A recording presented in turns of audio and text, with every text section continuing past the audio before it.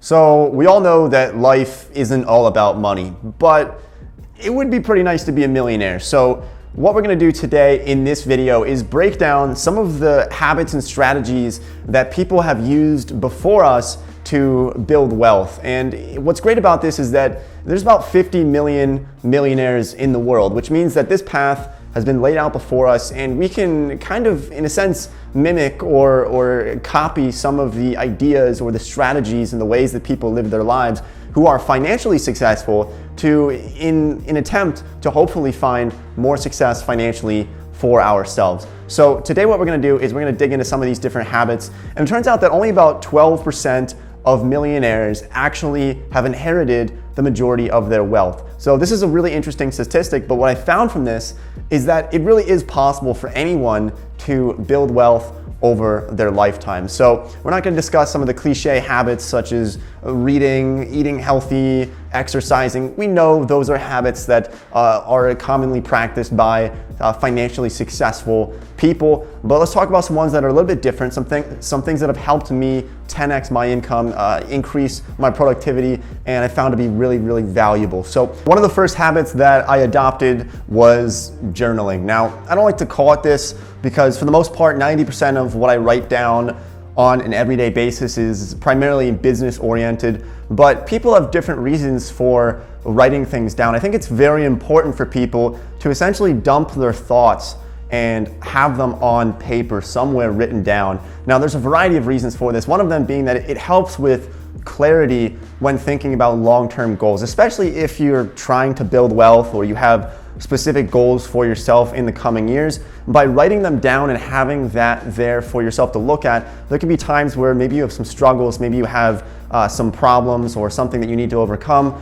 You can go back and look at what you wrote, look at what you were thinking last week, last month, 5 years ago, to better understand your direction that you should be or you had planned on going when you were writing things down. Now, this is also great for other things not related to business. I think people who are struggling with depression or struggling with issues in their life, writing it down can, in a sense, be somewhat therapeutic. And I think it can be all around a positive for most people to just write things down, dump your thoughts onto paper. And I go through one of these probably almost every quarter. I just write down a lot of my ideas in them, and it really does help me a lot with everything in my life. And I go back over these after the year and I look at what I wrote down, and sometimes I laugh, sometimes I think, wow, this is great that I've been hitting some of these goals. I've been lacking here, but I'm gonna write down more in the future. So the other habit that I think is very important for people to adopt, and I learned this by studying a number of billionaires actually,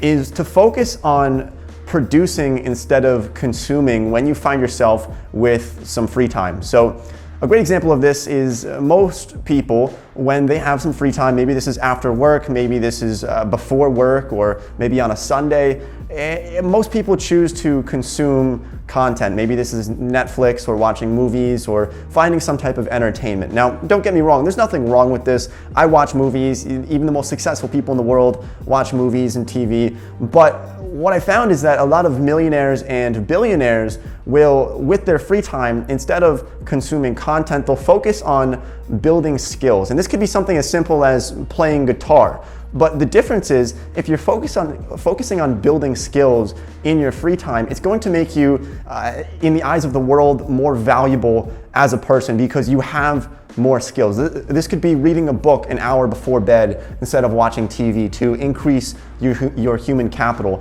But it's something to build more skills and focus on always trying to be somewhat productive for the most part. You can obviously splurge a little bit and go watch some movies or watch some TV, but try to limit it in a sense so that you're always focusing on growing, learning new things, building new skills, and becoming more valuable as a person in the eyes of the world. So after reading a few books on Bill Gates, I learned that he likes to do something over his entire life, which is known as Think Week. So this is something that Bill does, who is, as you probably know, the richest man in the world. He just passed Jeff Bezos again to take his #1 spot back at something like $100 billion or more in his total wealth. Now, what Bill does is every week, every year, he will take a week and he'll go into a cabin somewhere, isolate himself from the world, and just spend that time thinking and reading about life and about ideas. But the purpose of this, from what I've learned, is to kind of take a step back from time to time. If you're focusing on goals or you're focusing on trying to grow in some way, sometimes it's important to take your head away from the grindstone and think, am I going in the right direction that I want to be going? And that's why there's some people like, say, Gary Vaynerchuk, who's great for motivation, but sometimes if people are so much focused on just working, they never take a step back and say, where am I actually going here, and how can I strategize and find a better, more efficient way to complete this task? And so I think taking a step back, doing something even such as meditating to really kind of get in a state of mind where you are very clear on what you are doing, I think is something that really does help. So meditating and taking some time to think. Sometimes I'll go for very long walks, sometimes for hours at a time, to really just clear my brain and to take a step back for myself. Now, the fourth habit here that I think is incredibly important that I didn't actually start implementing until the past few months, and it really has increased my productivity,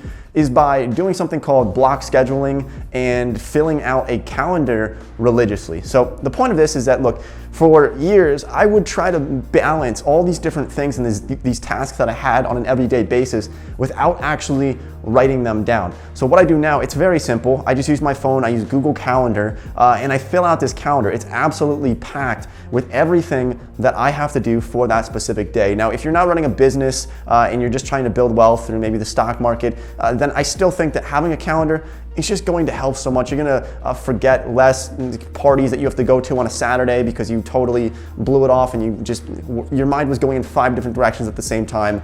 I found that just keeping a calendar, it's so easy. You should really start doing it. I used to do this on a physical calendar that I still hang up on my wall. I don't really fill it out anymore because I'm generally find myself not always in my apartment, so it's easier to do it on my phone and on my computer on an everyday basis. Now, people like Bill Gates and Elon Musk and some of the most successful people in the world literally block out schedules in their day by 5-minute increments. So this is for some serious productivity. Not everybody's going to want to do this, and I don't go to that level of 5-minute increments, but it does certainly create some order in your life. And having some type of routine in your life is going to help. You don't have to schedule out when you're gonna poop and when you're gonna do all these other things, but just having some type of routine of when you're gonna wake up, what time you're going to start working, what time you're gonna work out, what time you're going to take care of certain things, and what times for spending time with family, so that you have this all fixed, so that instead of what most people do is they find themselves kind of running around trying to be productive, but they have all these different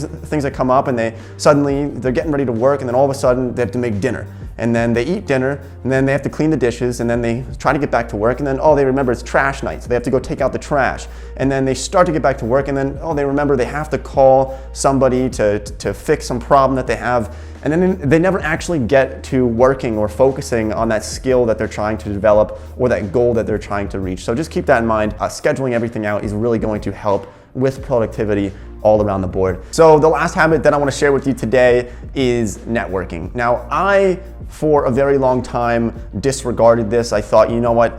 I don't really need to network with millionaires or people who are very successful from a financial standpoint in order for myself to succeed.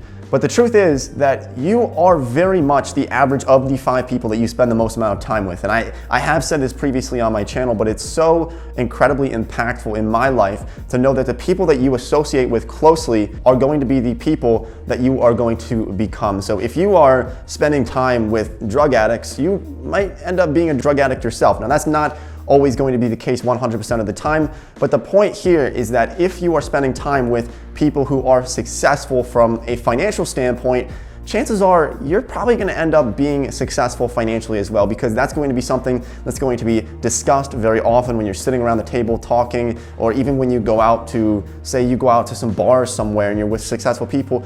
They're probably going to be talking about success and kind of hyping each other up, and I found that it actually really does help in a lot of cases to associate with people like that. Now, I tend to try to associate with people who are very much driven towards their goals, rather than people who just maybe inherited money. Spending time with trust fund babies, I don't find that to be very valuable very often, because they probably didn't really work for all their money, so it's difficult to relate to them. I like to focus on trying to connect with people who have made money or found success for themselves on their own. And I think that's just something that I really love to do. So a great way to do this, look, you can just go through your town and find people who are real estate investors. Start to talk to them, start to understand how did they start to do this. You can talk to people who maybe you have somebody in your family who is seen as the successful one in the family. Talk to them, ask if they can, in a sense, mentor you or show you how they did what they did.